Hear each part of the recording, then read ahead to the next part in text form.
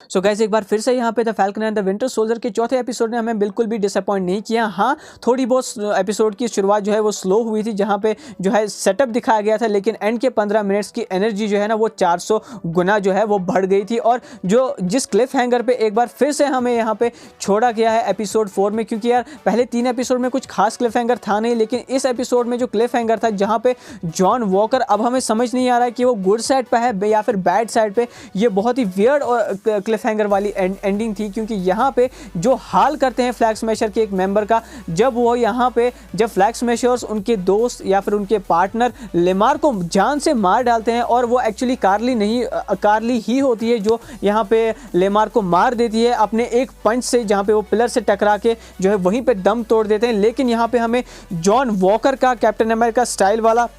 गुस्सा नहीं बल्कि कुछ अलग ही टाइप का गुस्सा देखने को मिलता है। और उनके पास इतनी पावर आ कहाँ से जाती है कि वो यहाँ पे बिल्डिंग से कूद रहे हैं या फिर बिल्डिंग के थ्रू गिलास से कूद रहे हैं और सीधा कैप्टन अमेरिका स्टाइल वाली लैंडिंग कर रहे हैं, क्योंकि उन्होंने इस एपिसोड के एंड से पहले लिया होता है सुपर सोल्जर सीरम। और इस सुपर सोल्जर सीरम की अगर बात करें तो ये वहाँ से उन्हें मिलता है जहाँ पे बैरन ज़ीमो जो है सारी सुपर सोल्जर सीरम की बॉटल्स को डिस्ट्रॉय कर रहे होते हैं, लेकिन एक बॉटल जो है उनकी नज़र से बच जाती है, जहाँ पे जब जॉन वॉकर पहुंच जाते हैं तो वो उसे अपनी जेब में बिना किसी बताए जो है वो रख लेते हैं। जिसके बाद जब वो यहाँ पे उनकी फाइट जो है डोरा मिलाजे से होती है ना, जब वो बैरन ज़ीमो को पकड़ने के लिए उनकी जगह पे पहुंच जाते हैं, तब जो हाल बनाती है डोरा मिलाजे उनका, और जब उनको रियलाइज होता है कि यार एक्चुअली में जो है मेरी कोई भी औकात नहीं है एक वेल स्किल्ड और वेल इक्विप्ड वकांडन कॉम्बेटेंट के सामने या फिर एक अच्छे मार्शल आर्ट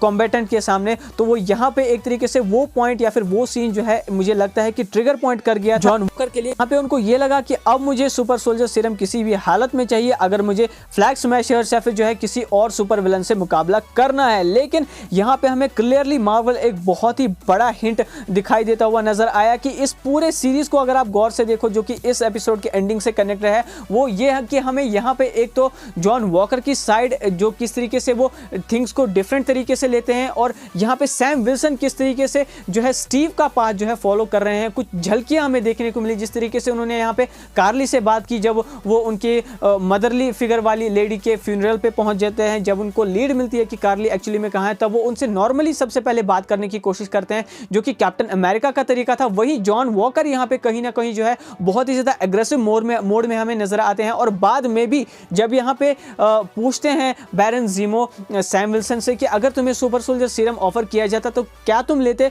तो वो कहते हैं यार नहीं, मैं नहीं लेता, क्योंकि मैं खुद की एबिलिटीज पे ज्यादा भरोसा करने वाला हूं, जिससे यहाँ पे कहीं ना कहीं ज़ीमो भी इंप्रेस हुए थे। वहीं दूसरी तरफ बात की जाए जॉन वॉकर की, जब ये क्वेश्चन जॉन वॉकर लेमार से पूछते हैं कि क्या अगर तुम्हें यहाँ पे मिलता सुपर सोल्जर सीरम तो क्या उसको तुम एक्सेप्ट करते, तो वो कहते हैं कि विदाउट एनी डाउट, और अगर तुम्हें ये अपॉर्चुनिटी मिले तो तुम्हें भी करनी चाहिए। तो कहीं ना कहीं ये दो चीजें, दो सीन, एक डोरा मिलाजे वाला सीन और ये एक लेमार वाला सीन जो है बहुत ही हमें दिखाता है कि किस तरीके से John walker ultimately heel turn कर सकते हैं या फिर एक विलेनियस टर्न कर सकते हैं यहाँ पे falcon and the winter soldier के इस एपिसोड में। और कहीं ना कहीं हमें नए कैप्टन अमेरिका के रूप में हमारे फैल्कन ही देखने को मिल सकते हैं। लेकिन जो एक बहुत ही इंपॉर्टेंट चीज बहुत सारे लोगों ने नोटिस की होगी, वो यहाँ पे ये कि जब डोरा मिलाजे पकड़ने के लिए जाते हैं बैरन ज़ीमो को, तो एक्चुअली में वो वहां से भाग जाते हैं। अब क्या यहाँ पे बैरन ज़ीमो का रोल आने वाले 5 और 6 एपिसोड्स में, यानी कि एपिसोड नंबर 5 और 6 में होगा या फिर नहीं होगा, ये बहुत ही मिस्टीरियस थिंग है, क्योंकि हो सकता है कि ज़ीमो का रोल जो है एपिसोड 4 तक ही हो और इसके बाद वो हमें नजर ना आए। और अगर नजर आएंगे तो वो यहाँ पे इसीलिए होगा ताकि वो यहाँ पे फ्लैग स्मैशर्स को खत्म करे, क्योंकि हमने यहाँ पे बैरन ज़ीमो को कहते हुए सुना था, जिसके ऊपर सैम विल्सन का रिएक्शन ये था कि तुम यार भगवान के जैसे बातें करते हो। और वो ये वर्ड से बैरन ज़ीमो के कि सुपर हीरोज को या फिर सुपर ह्यूमन या फिर सुपर सोल्जर्स को एग्जिस्ट करना नहीं चाहिए और उनको पूरी तरीके से डिस्ट्रॉय करना चाहिए, जो कि हमें ट्रेलर्स में भी देखने को मिला था। तो हो सकता है कि बैरन ज़ीमो जो है एक बार फिर से फैल्कन और बकी की एड के लिए आए यहाँ पे फ्लैग स्मैशर्स के ग्रुप को खत्म करने में, क्योंकि यहाँ पे एवेंजर्स जैसे ग्रुप को उन्होंने तोड़ा था, तो यहाँ पे फ्लैग स्मैशर्स की तो बात ही नहीं है। ये तो अभी बच्चों वाला ग्रुप जो है बना है द ब्लिप के बाद।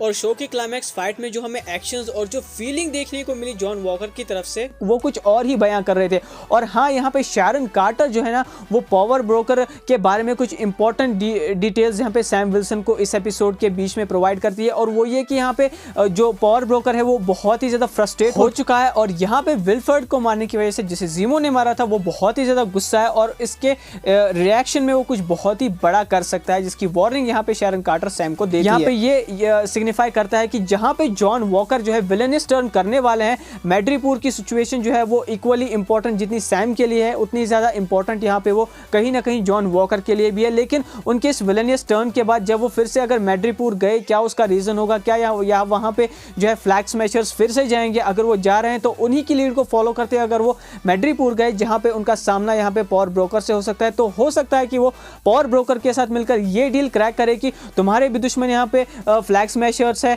और मेरे भी दुश्मन जो है वो फ्लैग स्मैशर्स के, क्योंकि उन्होंने मेरे एक बहुत ही बेस्ट फ्रेंड को मारा है, बेस्ट पार्टनर को मारा है, तो मुझे इनसे बदला लेना है। जिसके बाद वो यानी कि जॉन वॉकर हाथ मिलाएंगे पावर ब्रोकर के साथ। अब पावर ब्रोकर है कौन? कई सारे लोग यहाँ पे अंदाजा ये लगा रहे थे कि जॉन वॉकर यहाँ पे पावर ब्रोकर हो सकते हैं, लेकिन फिर यार ऑब्वियस सा ट्विस्ट हो जाता। मुझे लगता है कि यहाँ पे जॉन वॉकर जो है वो पावर ब्रोकर नहीं है, बल्कि वो कोई और ये हो सकता है कि वो यहाँ पे शैरन कार्टर के साथ भी उसका कोई बहुत ही बड़ा लिंक हो, क्योंकि बहुत ही सारे रिसोर्सेज, बहुत ही सारी इंटेलिजेंस जो है मैड्रीपुर में शैरन कार्टर की भी है, जो कि यहाँ पे अल्टीमेटली मदद कर सकती है या तो फैल्कन की, या फिर वो कंप्लीटली जो है वो टर्न कर जाए फैल्कन और बकी के ऊपर, जिसके बाद वो साथ दे सकती है यहाँ पे पावर ब्रोकर के साथ मिलकर कहीं ना कहीं इस नए कैप्टन अमेरिका ने कि जॉन वॉकर का, जहाँ पे वो फ्लैग स्मैशर्स को डिस्ट्रॉय करने की कोशिश करेंगे। लेकिन एक और इम्पॉर्टेंट बात यहाँ पे जब हमें फाइट करते हुए नजर आते हैं ना जॉन वॉकर, तो उनके कान के पास से हमें थोड़ा बहुत जो है खून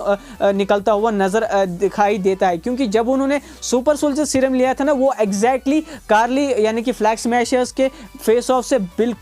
पहले लिया था एपिसोड के एंडिंग में। तो यहाँ पे ये सिग्निफाई करता है कि जब उन्होंने यहाँ पे सुपर सोल्जर सीरम लिया उसने उसे सुपर पावर्स तो ग्रांट की, लेकिन कहीं ना कहीं जो पेन होती है, जो कि सैक्रिफाइस करना पड़ता है, जैसा कि यहाँ पे बहुत सारे सुपर सोल्जर्स को जिस तरीके से हाइड्रा ने सिविल वॉर मूवी में दिखाया गया था फ्लैशबैक सीन में कि किस तरीके से उन्हें बहुत ज़्यादा पेन हुआ था, तो वो पेन यहाँ पे हमें दिखाई देते हुए या फिर जो है इजहार करते हुए नहीं दिए थे जॉन वॉकर। तो हो सकता है कि कहीं ना कहीं जो साइड इफेक्ट है इस सुपर सोल्जर सीरम का वो ये हो कि एक्चुअली में यहाँ पे जॉन वॉकर जो है इस सुपर सोल्जर सीरम के साइड इफेक्ट्स की वजह से जो है वो डिसेबल हो जाए या फिर हैंडीकैप हो जाए, जिसकी वजह से हमें एक नया कैप्टन अमेरिका जरूर से मिल सकता है। सो गाइस, आपको कैसा लगा था falcon and the winter soldier का एपिसोड 4? मुझे कमेंट सेक्शन में जरूर बताइएगा। अगर आपको ये वीडियो पसंद आया हो तो उस वीडियो को लाइक करो, शेयर करो, चैनल को सब्सक्राइब करो। मिलते हैं आपसे नेक्स्ट वीडियो में। Till then, take care and be marvelous.